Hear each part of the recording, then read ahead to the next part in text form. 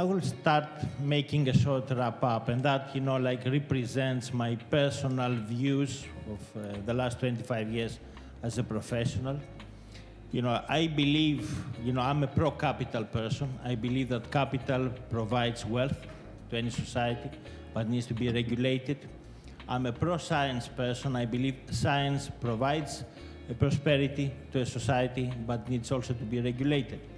I scribbled down before coming here, like some innovation in the industry that some of you may be familiar with, some of you may not be, but that will change the map in the next 15 and 20 years. Artificially grown meat. There were many investments on artificial grown meat. I have a feeling that my grandkids, they will not eat meat from the cow anymore. And that is, there's a very high level of investment on artificially grown meat.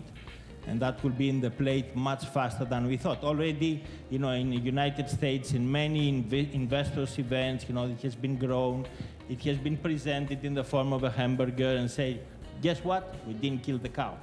It's here, it's in your plate. Insect-produced protein. There is more than $1 billion in investments to produce protein, because the world needs protein, and that is connected for how I started my speech, from insects, because insects have a very low assimilation of protein. You don't need to feed them, because actually they feed in different areas where actually you don't need to provide proteins to them at a very high level, but even to the ones that you produce in the lab, the assimilation is very low. So the insect-produced protein can be the next big breakthrough in this industry. The third that we already feel that is the farm without farmers, with a new technology.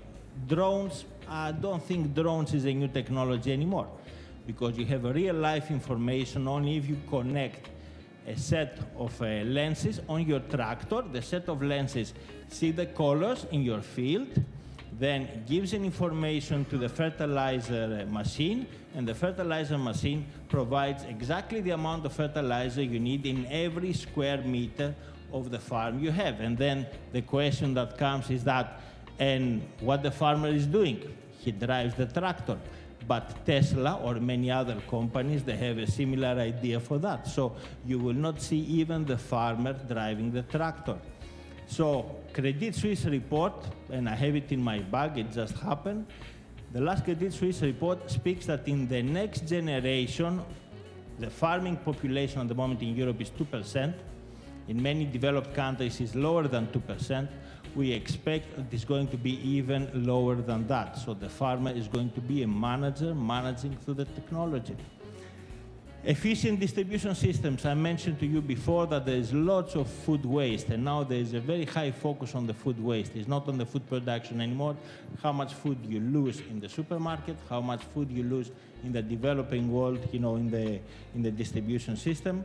And the last but not the least for me is that nature against the nature, as a service for the industry. That means, we know the biological ways that actually you use to combat with the insects or with the weeds, etc. That is going to be amplified, and we have already several technologies that actually are moving much more from the chemistry to the biology.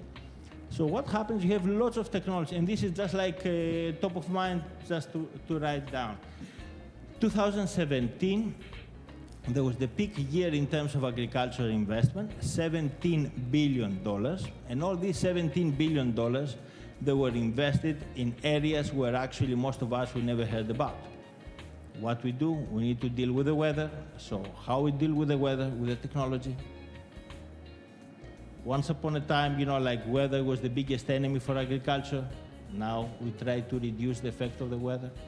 And the question it comes, you have all these new technologies, and you have the scientists that they create, you have the science that they regulate. And then the society that does not understand this technology is asking, what am I doing here? You just penetrate in the society, you just give new technologies. I need to have a word on what happens, because you scientists, you speak your own language, and me, as a lady that takes care of the meal home, I don't speak your language. I don't understand what happens there. I don't understand what comes in on my plate. And that gave the opportunity for the rise of the bioethics, because bioethics, actually they were created because the scientists were speaking between them in a different language from the one the normal people were speaking. So, concluding, and I will add what the previous speakers spoke, I highly believe on the regulatory authorities, because every new technology is heavily scrutinized by people that they know what they're doing, okay? They know what they're doing. I'm more concerned when I look in the future when a scientist takes a decision A and a politician that has a different background takes a decision B. Because that creates problems also, merging with the first question that I had to answer on why biotechnology is banned in Africa. Why developed countries, for example, they say that you cannot have biotechnology developed in Zambia, because if you do, then guess what? We will not give you the aid that you need in terms of food.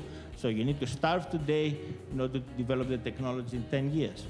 And these are dilemmas of international policy that, if you will ask me, they concern me much more.